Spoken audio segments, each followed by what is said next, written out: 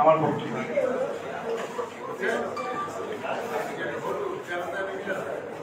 একটু ইতিহাসের পেছনে ফিরে যেতে।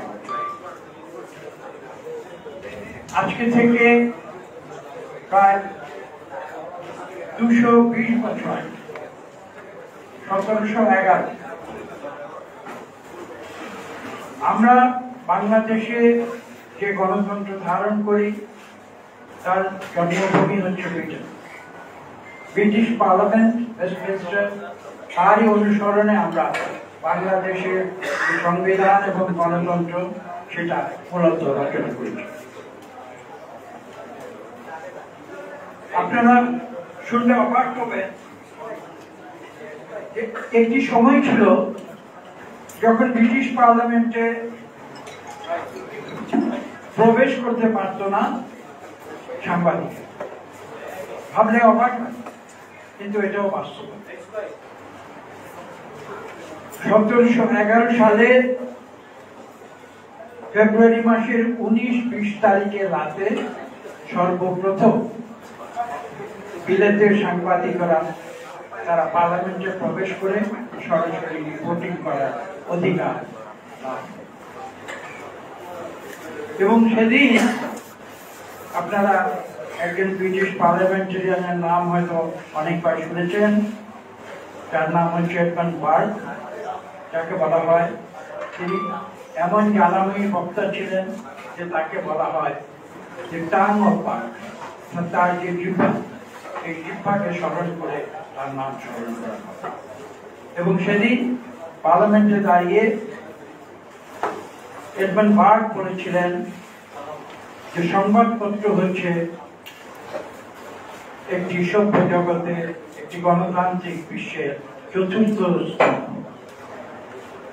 চতুর্থ স্তম্ভ কেন করেছিলেন? তৎকালীন বিশ্বে আপনারা জানেন সেদিনের বিশ্ব আর আজকের আধুনিক বিশ্ব এক নয়। সেদিন প্রচলিত ছিল যে 3টি স্তম্ভ একটি রাষ্ট্রের। সেই 3টি স্তম্ভের প্রথমটি ছিল ক্লার্জি, অর্থাৎ তখনকার দিনে কিন্তু যাজকেরা পশ্চিমা বিশ্বে অনেক কিছু নিয়ন্ত্রণ। দ্বিতীয় যে স্তম্ভ সেটি ছিল দি নোবেলিটি, অর্থাৎ যারা সমাজের উঁচু স্তরের মানুষ, বিলেতে বিশেষ করে যারা ফিউডাল নেতারা যারা ছিলেন, আমরা যাদের জমিদার বলি আমাদের বলছেন, এবং যারা রাষ্ট্র ব্যবস্থাকে নিয়ন্ত্রণ করতেন, সেটা ছিল দ্বিতীয় স্তম্ভ। আর তৃতীয় স্তম্ভ হিসাবে পরিচিত ছিল সাধারণ মানুষ, জনমানুষ, যার প্রতিনিধিত্ব ছিল পার্লামেন্ট, এবং সেই পার্লামেন্টকে বলা হতো তৃতীয় স্তম্ভ। তারই সঙ্গে এডমন্ড বার্ক যোগ করেছিলেন মিডিয়াকে চতুর্থ স্তম্ভ হিসেবে, এবং তার যৌক্তিকতায় তিনি বলেছেন যে যদি সংবাদপত্র বা মিডিয়া এই পূর্ববর্তী 3টি স্তম্ভকে জবাবদিহি তার আওতায় না আনে, তাহলে পৃথিবীতে গণতন্ত্র আসতে পারে। আজকে এই বিশ্ব সংবাদপত্রের স্বাধীনতা দিবসে আজকে আমি তাকে শ্রদ্ধা করে স্মরণ করছি। ইতিহাসে 1711 থেকে আমি আসবো 1991। আজকে থেকে প্রায় 35 বছর আগে দক্ষিণ আফ্রিকার সেখানে আফ্রিকার মজলুম সাংবাদিক যারা ছিল তারা একটি সম্মেলন করেছিল, এবং সেই সম্মেলন থেকে সংবাদপত্রের স্বাধীনতার জন্য একটি ঘোষণা তার নাম ছিল উইনহাউ ডিক্লারেশন 1991 সালে। এবং তার 2 বছর পরে 1993 সালে জাতিসংঘ সেই উইন্ডহক ডিক্লারেশন থেকে তারা যে বার্তাটি গ্রহণ করেছিল, আন্তর্জাতিকভাবে স্বীকৃতি দিয়েছিল, সেই 1993 সালে ঘোষণা করা হয় জাতিসংঘ থেকে যে 3রা মেতে বিশ্ব গণমাধ্যম স্বাধীনতা দিবস উদযাপিত।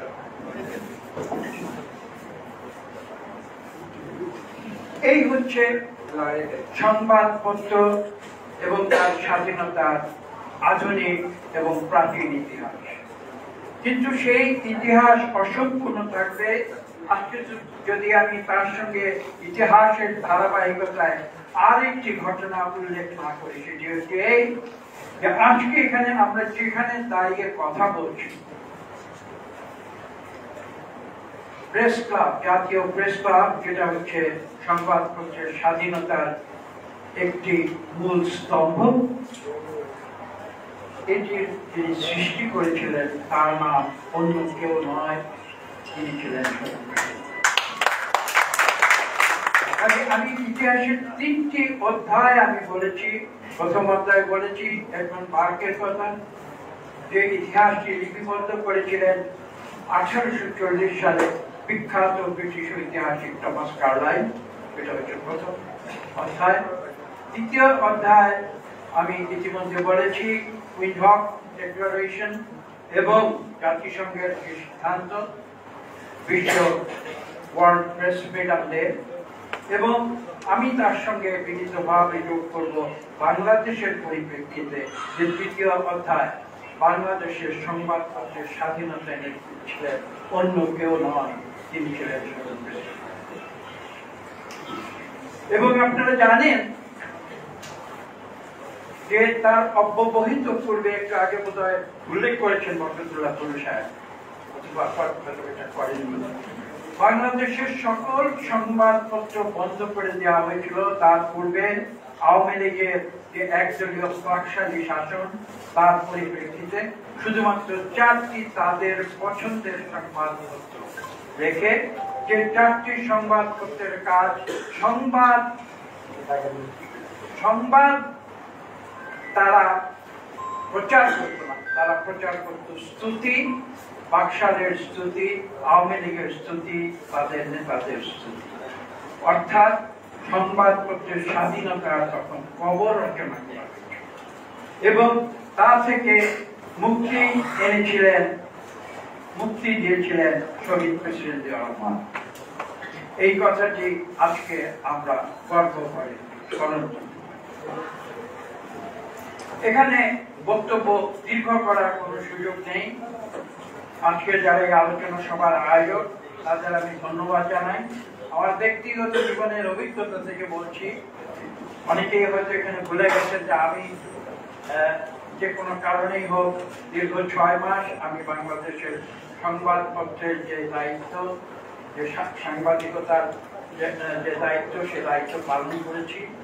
এবং আপনাদের আমি স্মরণ করিয়ে দিতে চাই, সেই 6 মাস আমি কিন্তু কোনোদিন সরকারের পক্ষ থেকে কোনো প্রেস নোট ইস্যু আমি করি না। এই কারণে, একটি মাত্র কারণে, যে আমি শহীদ প্রেসিডেন্ট জিয়াউর রহমানের যে নীতি, যে সংবাদপত্রের স্বাধীনতার যে নীতি, আমি সেটাকে বিশ্বাসী ছিলেন বলেই আমি কখনো সংবাদপত্রের, এখানে যারা সংবাদপত্রের প্রতিনিধি আছেন, যারা সেই সময়টা সম্বন্ধে জানেন, 2001 সাল, আজকে থেকে 25 বছর আগে কথা বলছি, তারা সাক্ষ্য দেবেন যে আমি সেই 6 মাস কোনোদিন কোন সংবাদপত্রের উপরে কোন রকমের সেন্সরশিপ অথবা কোন রকমের বিধি নিষেধ আমি কারণ আমি সংবাদপত্রের স্বাধীনতায় বিশ্বাসী।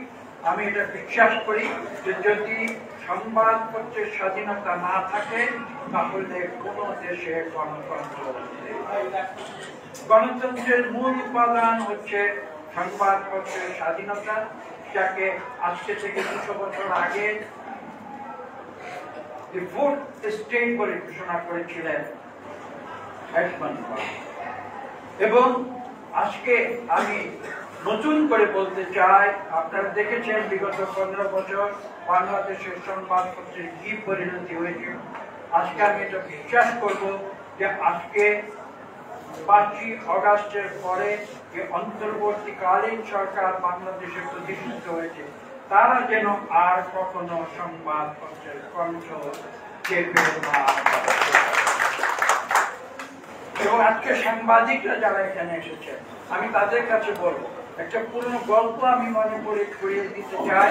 এই প্রেস ক্লাবে একদিন এক সাংবাদিক আমাকে প্রশ্ন করেছিলেন, সেই সময় যে আপনারা যখন বিএনপি সরকার ছিল আপনারা জানেন যে সাংবাদিক আমাকে প্রশ্ন করেছিলেন যে আপনারা কি সংবাদপত্রের স্বাধীনতায় বিশ্বাস করেন, আমাদের কি সংবাদপত্রে সবকিছু লেখার যে স্বাধীনতা সেটি কি আছে? আমি তাকে একটি মজার উত্তর দিয়েছিলাম, আমি সেটা পুনরাবৃত্তি করে আজকে আপনাদের মনে করিয়ে দিতে চাই। আমি বলেছিলাম যে আমি যতদিন এই সংবাদপত্র বিষয়ের দায়িত্বে আছি, বাংলাদেশে সংবাদপত্রকে আমি শুধু সত্য কথা লেখার স্বাধীনতা দেই নাই, মিথ্যা কথা লেখারও স্বাধীনতা। কাজে বিষয়টি হচ্ছে এই, এতে করে আমি যেটা বোঝাতে চেয়েছিলাম যে সরকার যেমন সংবাদপত্র এবং সংবাদ মাধ্যমকে স্বাধীনতা দেবে, সাংবাদিকদের যেমন সরকার স্বাধীনতা নিশ্চিত করবে, তেমনি সংবাদপত্র এবং সংবাদ কর্মীদেরও কিন্তু একটি দায়িত্ব আছে। সেই দায়িত্বটি কি? সেই দায়িত্বটি হচ্ছে এই যে তারা কিন্তু সত্য প্রকাশ করবে, সত্য প্রচার করবে, মিথ্যা নয়। সেই কথাটি আমি সেদিন আজকের এই যে পরিপ্রেক্ষিত, সেখানে এসে আমি নতুন করে বলতে চাই যে বাংলাদেশে যে পরিবর্তন যে এসেছে বিগত 2024 সালে জুলাই আগস্টের বিপ্লবের মাধ্যমে, সেই পরিবর্তনের মূল একটি লক্ষ্য হতে হবে সংবাদ স্বাধীনতা। যদি আমরা এই পরিবর্তনের মাধ্যমে সংবাদপত্রের স্বাধীনতা বাংলাদেশের 18 কোটি মানুষকে ফিরিয়ে দিতে না পারি, তাহলে আমি মনে করি আমাদের সেই বিপ্লব ব্যর্থ। আজকে ছাত্র সমাজ যারা অত্যন্ত একটি গৌরবময় অধ্যায় বাংলাদেশের ইতিহাসে সৃষ্টি করেছে, আমি তাদের শ্রদ্ধা জানাই, তাদের সম্মান জানাই। পাশাপাশি এই কথাও আমি তাদের উদ্দেশ্যে বলে দিতে চাই যে বাংলাদেশে কিন্তু সম্মান অর্জন করা সম্ভব, এবং সেই সম্মান অর্জন করা খুব কঠিন। সেই কাজটি তারা করেছে, কিন্তু বাংলাদেশের মানুষ কিন্তু অত্যন্ত সচেতন। আমি একজন রাজনীতিক হিসেবে 100টি ভালো কাজ যদি করি, সেটা তারা মনে রাখবে, এটা আমি স্বীকার করি, তারা প্রশংসা করবে। কিন্তু তার পাশাপাশি যদি আমি একটি খারাপ কাজ করি, বাংলাদেশের মানুষ কিন্তু আমার সেই একটি খারাপ কাজ নিয়ে প্রশ্ন তুলবে। আমি যে বাকি 100টি ভালো কাজ করেছি সেটা কিন্তু অন্তর্বর্তীকালীন সরকারকে আমরা সব রকম সহযোগিতা দিচ্ছি। আমরা আশা করি তারা বাংলাদেশে যে গণতন্ত্রের উত্তরণের যে প্রক্রিয়া, সেটি দ্রুততম সময়ে তারা সম্পন্ন করবে। এবং পাশাপাশি তাদের এই কথাটিও স্মরণ করিয়ে দিতে চায় যে বাংলাদেশের মানুষ কিন্তু আবেগপূর্ণ, বাংলাদেশের মানুষ কিন্তু অধৈর্য, বাংলাদেশের মানুষ কঠিন অবস্থায় জীবনযাপন করে, তাদের সহ্য ক্ষমতা কম। বাংলাদেশের মানুষের যে চরিত্র এবং বাংলাদেশের মানুষের যে সাইকোলজি, সেটা হচ্ছে এই যে আজকে যাকে মাথায় তুলে না নৃত্য করবে, আগামীকাল হয়তো তাকে পায়ের তলায় পিষতে যাবে। এটাই হচ্ছে বাংলাদেশের সত্যি, এবং এই সত্যিটা কিন্তু যারা ভুলে যাবে তারা কিন্তু ইতিহাসের পরীক্ষায় পরাজিত। আমি বক্তব্য দীর্ঘ করব না, আমি বিশ্বাস করি নিশ্চয়ই আমরা সংস্কার করব। আজকের পৃথিবী, আমি 1711 সালের ইতিহাসটি কেন আপনাদের সামনে উপস্থাপন করি। 1711 সালে যেদিন প্রথম ব্রিটিশ পার্লামেন্টে সাংবাদিকদের প্রবেশ করে রিপোর্টিং এর অধিকার দেওয়া হয়েছিল, সেটি কি একটি গুরুত্বপূর্ণ সংস্কার ছিল? মানব সভ্যতা কিন্তু গড়ে উঠেছে সংস্কারের মধ্যে। সৃষ্টির আদিকাল থেকে মানুষ যখন বনে জঙ্গলে বসবাস করত, আগুনে পুড়িয়ে পশু জন্তু পাখি তারা আগুনে পুড়িয়ে যখন তারা আহার করত, সেদিন থেকে আজকে আমরা যে পর্যায়ে উপনীত হয়েছি 1000 বছর ধরে, আমরা কি সংস্কারের মধ্য দিয়ে আসিনি? অবশ্যই সংস্কারের মধ্য দিয়ে। এটাই সংস্কার, এবং সংস্কার একটি চলমান প্রক্রিয়া। পৃথিবীতে মানুষ যতদিন বেঁচে থাকবে ততদিন কিন্তু সংস্কার করতে থাকবে। আজকে আমরা যেটা সংস্কার করছি, এরকম হতে পারে আগামীকাল সেটাকে পুনরায় সংস্কার করার প্রয়োজন। কাজে কাজে সংস্কার, নির্বাচন, গণতন্ত্র এগুলি কিন্তু কোনোটাই মিউচুয়ালি এক্সক্লুসিভ নয়। স্ট্যাটিস্টিক্স এর ভাষায় যেটা বলা হয়, দে আর নট মিউচুয়ালি এক্সক্লুসিভ। এটার পাশাপাশি সবগুলোই থাকবে, একটা আগে একটা পরে, একটা এখন হবে একটা আগামীকাল হবে, এটা কিন্তু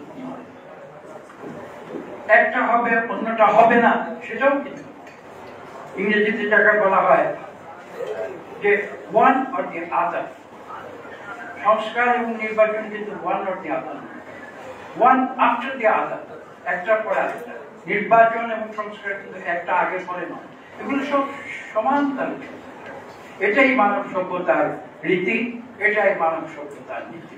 এবং আমরা যদি মানব সভ্যতার অংশ হয়ে থাকি তাহলে কিন্তু আমাদের এই সবগুলো কাজ পাশাপাশি সমান্তরাল ভাবে করি। এবং আমি বিশ্বাস করি অন্তর্বর্তীকালীন সরকার এই সত্য উপলব্ধি। আমি আপনাদের সকলকে ধন্যবাদ জানাচ্ছি, আয়োজকদের ধন্যবাদ জানাচ্ছি এবং তাদেরকে একটু অনুরোধ করছি, আজকে বাংলাদেশে যে বিষয়টি সবচেয়ে গুরুত্বপূর্ণ সেটা হচ্ছে যে বাংলাদেশের স্বার্থে আজকে আমাদের সবাইকে ঐক্যবদ্ধ থাকতে, বাংলাদেশের কল্যাণে আমাদের এক হয়ে কাজ করতে হবে। আমি সাবধান